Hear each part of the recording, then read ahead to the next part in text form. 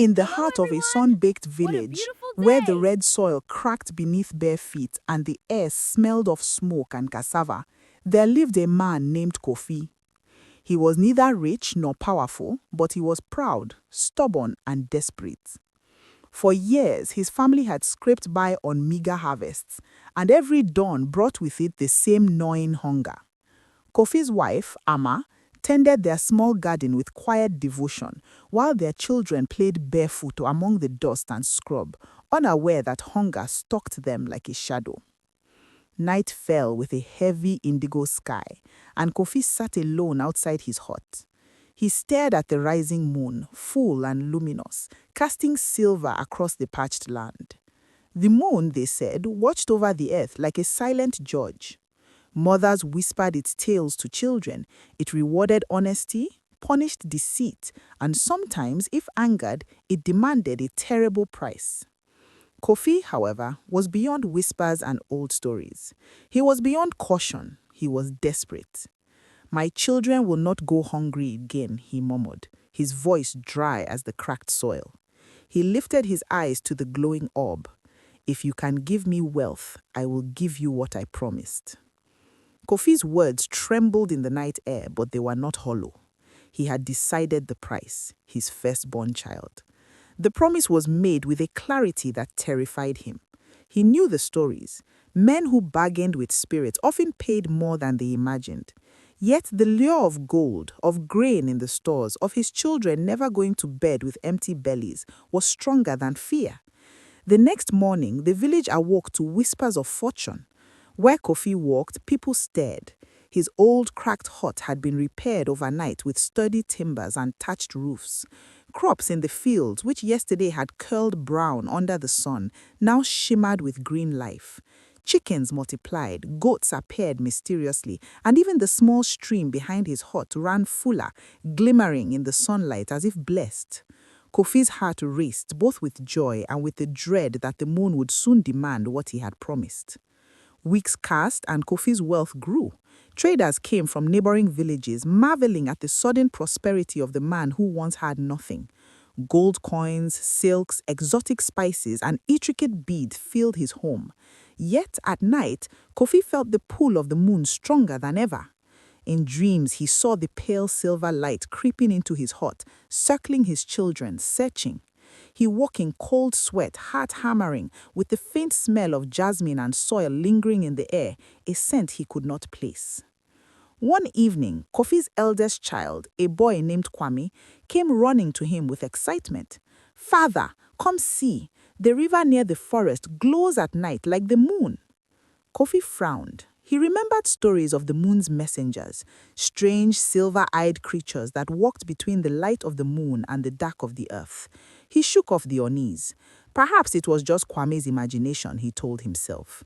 Yet, that night, when the family slept, a silver light did indeed enter the hut, casting shadows that danced and twisted across the walls. Kofi awoke to its brilliance, his body frozen, heart clenching with terror and guilt. "Father," Amma's voice was soft in the moonlight, almost a whisper. "What have you done?" I promised the moon," Kofi said, voice breaking. "I promised it our firstborn." Amma gasped, her hand pressing to her chest. "Kofi, how could you? Our child, our Kwame." Outside, the wind carried a low, singing hum, like the resonance of silver bells. The moon hung impossibly close, luminous and watchful. The air felt charged, as if every particle vibrated with intent. Kofi could feel the bargain tightening around him, invisible yet suffocating, and he knew the time would come when the moon would demand fulfillment. For now, the villagers only saw Kofi as the lucky man who had turned misfortune into fortune. They marveled at his wealth, envied his comfort, and whispered about his blessings. But Kofi, lying awake beneath the silver gaze of the night, felt the creeping weight of the promise he had made. Every coin, every silk, every lush field seemed to whisper, "Soon, Soon the moon will come. And in the quiet of the night, under the unblinking eye of the silver disk, Kofi wondered, would he be able to keep his child safe, or would his desire for wealth demand the highest price of all?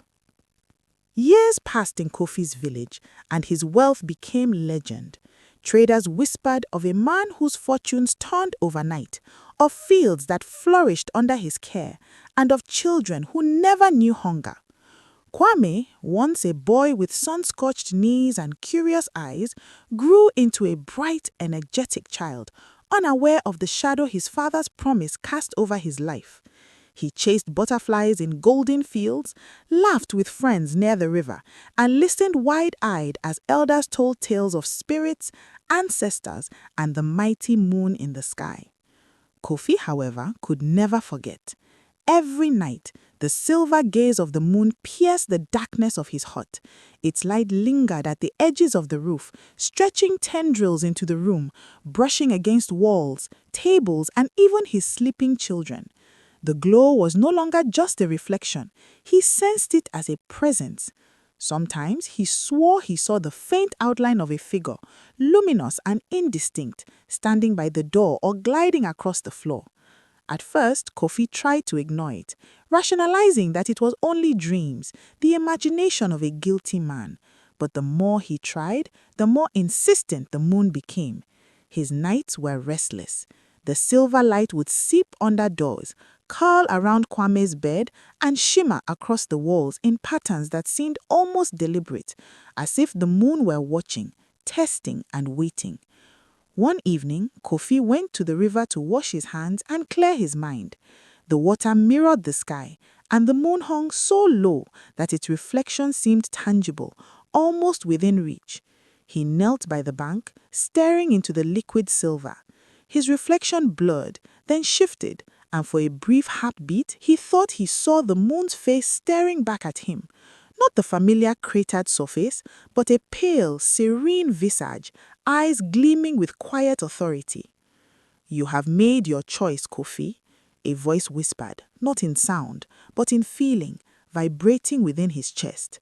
"Do you remember your promise?" Kofi stumbled backward, falling into the dust. His heart pounded, sweat running cold down his spine. It is not yet time," he stammered. "I can protect my son. I will." The moon did not answer. Its reflection rippled in the water as though considering his words. Yet Kofi felt the unmistakable weight of a decision long deferred. When he returned to the village, he could not speak of it. Amma noticed his pallor, the sleepless lines around his eyes, the haunted way he moved through the house.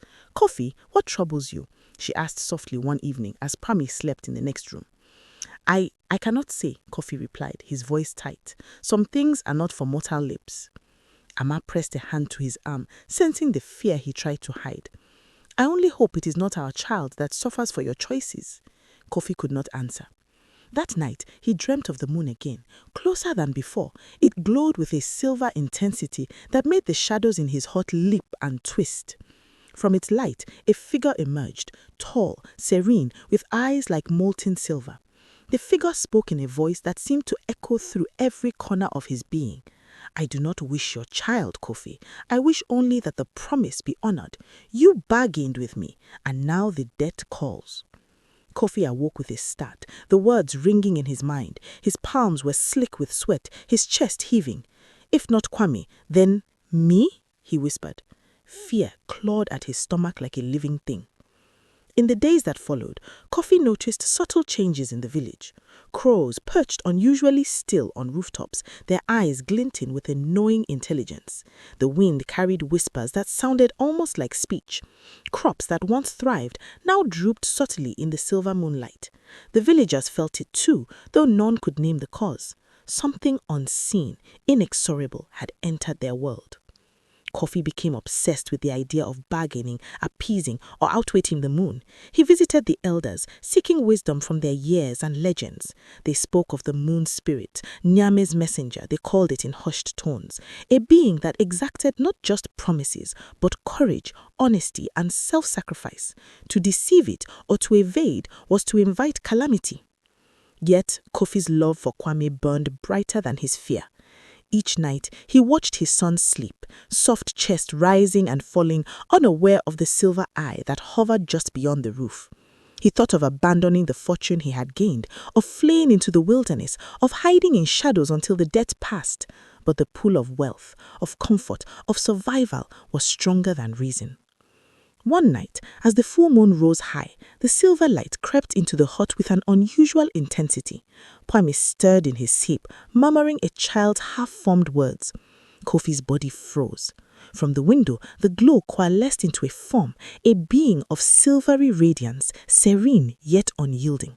It hovered before him, silent, watching. I do not wish your child, Kofi. I wish only that the promise be honored. You bargained with me, and now the debt calls. Kofi's knees buckled. Fear, awe, and desperation collided in a storm within him. I cannot lose him, he whispered, clutching Kwame close. I cannot. The moon's figure remained motionless, a silent witness. Its glow seemed to seep into the walls, the floor, the very soul of Kofi. He realized then that the bargain was not simply about wealth or child. It was about truth, courage, and the willingness to face the consequence of one's own promises. As the night deepened, Kofi sat in silence, the weight of inevitability pressing down upon him. The moon waited, patient and eternal, and Kofi understood that no wealth, no cleverness, no evasion could save him if he refused the debt he had incurred. The silver figure began to fade with the approaching dawn, but its words lingered, echoing in the corners of his mind like a warning carved in light. Soon, Kofi, the hour of reckoning draws near. Choose wisely, for the moon does not forget, and the debt will be claimed. The days grew shorter, but the weight of Kofi's promise grew heavier still. Every movement felt measured, every sound amplified. Even in the bustling heart of the village, where children played and elders traded in the marketplace, Kofi sensed a quiet, invisible tension that clung to him like a second skin. The moon's warning, whispered in silver light, had transformed his life into a constant vigil. He began to notice subtle signs around the village, omens as the elders would call them. A tree near the river that once bore sweet fruit now dropped its leaves in strange patterns, as if signaling a warning. Crows circled in wide spirals above his hut, their black eyes glinting with uncanny intelligence. At night, the air seemed to hum with faint whispers, soft and urgent, like the rustle of unseen wings. Kofi no longer slept. He lay awake, listening for the subtle stirring of the moon's presence, feeling it as a tangible pressure, brushing against his thoughts and heart. Kofi sought counsel from the village elder, Nana Essie, a woman whose knowledge of spirits and the unseen was said to surpass even the oldest sages. She lived on the edge of the forest, in a hut built of woven reeds and dark, fragrant mud. Smoke from her fire curled in intricate spirals, carrying the aroma of herbs and dried roots. Nana Essie, Kofi began, voice low and tight. I have made a promise to the moon, a foolish, desperate bargain. Wealth came, but now I feel it watching me, waiting. What can I do? The elder's eyes, dark and sharp, pierced him. The moon is patient, Kofi, but it is also just. It does not act without cause. Tell me, did you offer your firstborn willingly? Kofi bowed his head. I promised it in desperation to feed my family, but now I fear the price. Nana Essie nodded slowly. Then the moon is testing the truth of your heart. It does not wish your child, Kofi, but it requires courage and honesty. The bargain calls for a choice. You must face it yourself. Kofi's throat tightened. But how? How can I save my son? The elder stirred the fire, letting sparks drift upward like tiny stars. The moon does not ask for cleverness. It asks for the soul to face consequence. Your love is a shield, but it cannot replace the courage required. You must decide what you are willing to give. Kofi left Nana Esi's hut with a mind swelling in fear and resolve. That night, he watched Kwame sleep, listening to the soft rise and fall of his chest. The moon shone brighter than ever, casting long silver fingers across the floor.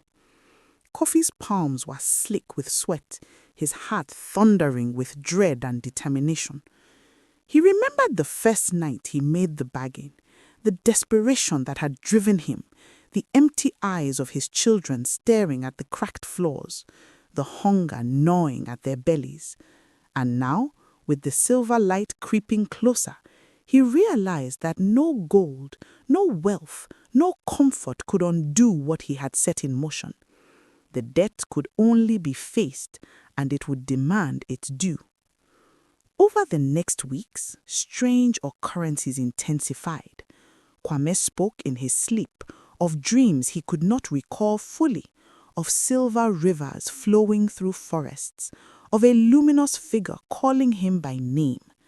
A man noticed the boy's sudden fascination with the moon, the way his eyes would follow its path across the sky, and the soft whispers that seemed to echo around him. "He senses it," she whispered to Kofi one night, fear tightening her chest. "The moon, it calls to him." Kofi felt a chill run through his bones. He knew the whispers were not for Kwame. They were for him, and the reckoning was drawing near. One evening, Kofi ventured into the forest, seeking to confront whatever forces moved in the moonlight. Shadows stretched and twisted between the trunks, and the wind carried the scent of wet earth and wild herbs. As he moved deeper, the silver light began to seep through the canopy, illuminating the forest floor in a surreal glow. There, he saw the figure again, a tall, luminous being with molten silver eyes, hovering silently among the trees. "You have come," the moon said, its voice both calm and unyielding. "The debt approaches. Will you honor your promise?" Kofi fell to his knees, heart pounding. I will, but not my son. Please, take me instead. I am the one who promised. I am the one who owes." The figure inclined his head slowly. "Your words are true, Kofi. Yet courage is tested not in speech, but in action. You must decide, soon, under the full moon's light, which path you will follow." As the figure faded into the night, Kofi felt the gravity of choice pressing down. Every instinct screamed to protect Kwame, to cling to the wealth and life he had fought so hard to achieve. But he also understood that evasion would not save him. The moon demanded truth, sacrifice, and honor. Returning to the village, Kofi felt a new urgency. He began preparing for the night when the silver light would enter his home, when the reckoning could no longer be delayed. He spoke with Amma quietly, explaining only what he could. Together, they reinforced their hut, cleared the fields, and performed small rituals of protection. Herbs, charms, and prayers whispered into the night air. But deep down, Kofi knew that no preparation would suffice. The moon was patient, eternal, and incorruptible. His wealth, his comfort, and even his cunning would count for nothing if he refused the true cost of his promise. And so, the village slept under the growing intensity of the full moon, unaware that Kofi alone sat by the fire, eyes fixed on the sky, knowing that the night of reckoning was near. Shadows danced across the walls, whispering warnings, echoing the silent call. Soon the choice will come. Will you honor the promise, or will you falter? Kofi's hands trembled as he traced the lines of the promise he had made long ago. He whispered to himself, to the wind, to the moon above, "I will not fail my child. I will face whatever must come." But as the moon climbed higher, bathing the village in silver, he realized courage was only the first step. The true test had yet to begin. The night of the full moon arrived with a quiet that felt almost unnatural. The village, bathed in silver light, seemed to hold its breath.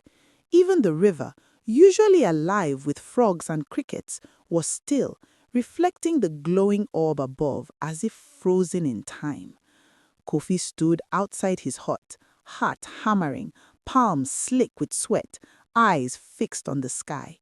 This was the night the moon had promised to collect, not his child, but the fulfillment of the bargain itself. Inside, Kwame slept peacefully, unaware of the storm about to descend upon their lives. Amma moved quietly, tending to the small charms and protective herbs she had placed around the house.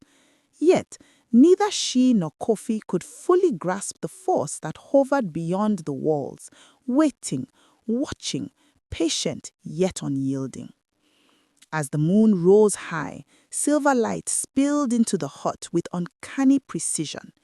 It shimmered, thick as mist, curling around the walls and furniture, enveloping the sleeping child in a luminous glow. Kofi's chest tightened as he felt the weight of inevitability pressing down, the invisible thread of the bargain stretching taut between him and the celestial orb above. Suddenly, a figure emerged from the light, a being taller than any man, draped in flowing silver radiance, eyes molten and eternal. It moved silently, hovering just above the floor, its presence filling the room with a gravity that made Kofi's knees buckle. The air smelled of jasmine and rain-soaked earth, and every sound in the village seemed to vanish into the night. "You have delayed the death, Kofi," the moon said, its voice a soft echo of wind and metal. "You have cherished your child, loved him fiercely, yet the promise must be honored. The choice is yours. Will you give yourself, or will you attempt to withhold what is due?" Kofi's throat tightened, his heart a drum in his chest. Every instinct screamed to protect Kwame, to hold on to the life he had fought so hard to secure. "I cannot lose him," he whispered, clutching his son to his chest. "Take me instead. I am the one who promised." The figure's silver eyes bore into him, calm and unrelenting. "Words are not enough. True courage is measured in action, not plea. You have lived in wealth gained through a bargain, but every coin, every field, every comfort rests upon your promise. Now, face the consequence. Choose." Kofi's mind raced. Memories of his poverty, the nights of hunger, the desperation that had driven him to bargain with the moon, all collided with the present terror. His fingers trembled as he released Kwame's small hands, brushing a lock of hair from the boy's forehead. Amma's gaze, wide with fear and understanding, met his. She knew what he must do, yet none of them could speak it aloud. The silver figure extended a hand toward him, and the air seemed to ripple like water. Kofi felt an almost magnetic pull, as though the very light demanded him. He realized then that this was no mere test of words. It was a test of heart, of courage, of willingness to honor the debt he had incurred. I promised," Kofi said, voice breaking. "I cannot break my word. I will give myself." The moon's light intensified, bathing the room in brilliance so bright it burned behind his eyelids. Kofi felt himself lifted, weightless, the floor of the hut fading beneath him. His body began to glow with the same silver radiance, his fear mingling with a strange serenity. Amma's cries echoed faintly as he ascended into the luminous figure's embrace. Kwame reached out, but the light held him at a distance, gentle yet absolute. "You honor the bargain, Kofi," the moon said, voice calm as the night sky. "Your courage preserves your child and fulfills the debt. This is the way of promises and of truth." For a moment, the world seemed suspended. The moon, the village, the hut, and the sleeping child all merged into a silver haze.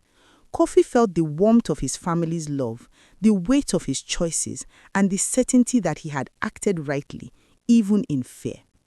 Then, as suddenly as it began, the silver light receded. Kofi's body vanished from the hut, leaving behind only a faint shimmer, a lingering warmth, and a profound silence. Kwame stirred, rubbing his eyes, sensing something had passed through the night, but unable to name it. Ama collapsed onto the floor, tears streaming down her face, grief and relief battling in her chest. Outside, the moon shone softly, serene and eternal. The village exhaled, the crows resumed their circling, and the river rippled once more. Kofi was gone, but the bargain had been honored. His wealth remained untouched, but now it felt less precious, mere shadows of the choice he had made.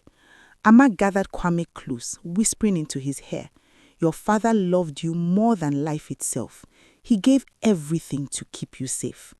Kwame, young and innocent, could not yet grasp the full depth of the sacrifice, yet he felt the love, the protection, and the weight of a legacy that would echo in the village for generations. The elders, when they later learned of the night's events, spoke of Kofi with reverence. He was not merely a man who bargained with the moon. He was a man who faced the consequence of his words, who chose courage and love over wealth and fear. And in the quiet of the night, whenever the moon hung full in the sky, villagers would whisper, "He promised the moon a life, and it came to collect." The days after that night were quieter, heavier, and strangely luminous.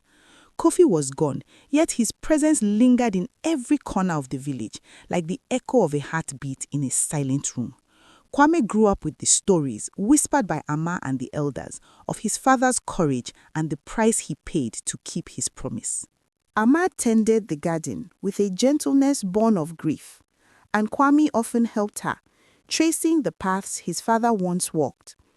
Though Kofi's absence was a wound that never fully healed, the boy understood, in ways a child can, the depth of love and sacrifice that had shaped his life. The villagers spoke of Kofi often, not with fear, but with reverence. He bargained with the moon, they would say, and kept his word, even when it cost him everything. Children grew up hearing the tale as both warning and inspiration. Promises, they learned, were sacred. Courage and love could challenge even the celestial. Sometimes at night, Kwame would sit beneath the moon, tracing its silver reflection in the river. He could feel a warmth, faint but unmistakable, as if his father's spirit lingered in the glow.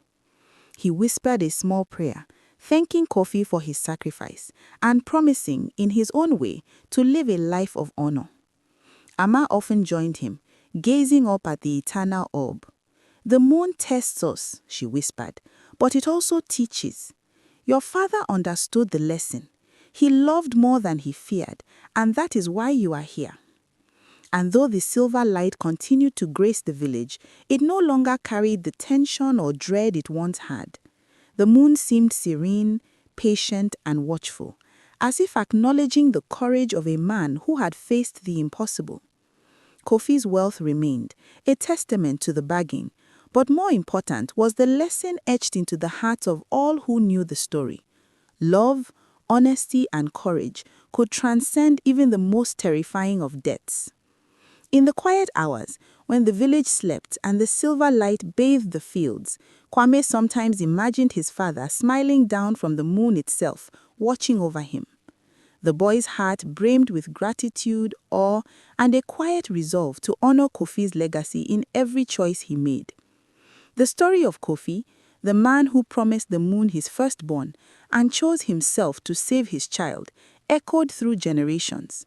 It became a tale of warning, of love, and of courage beyond measure. And whenever the moon hung full and silver in the sky, villagers would murmur softly, their voices carrying across the fields. He promised the moon a life, and it came to collect. The bargain had been fulfilled, the debt had been honored, and the legacy of sacrifice and love endured as eternal as the moon itself.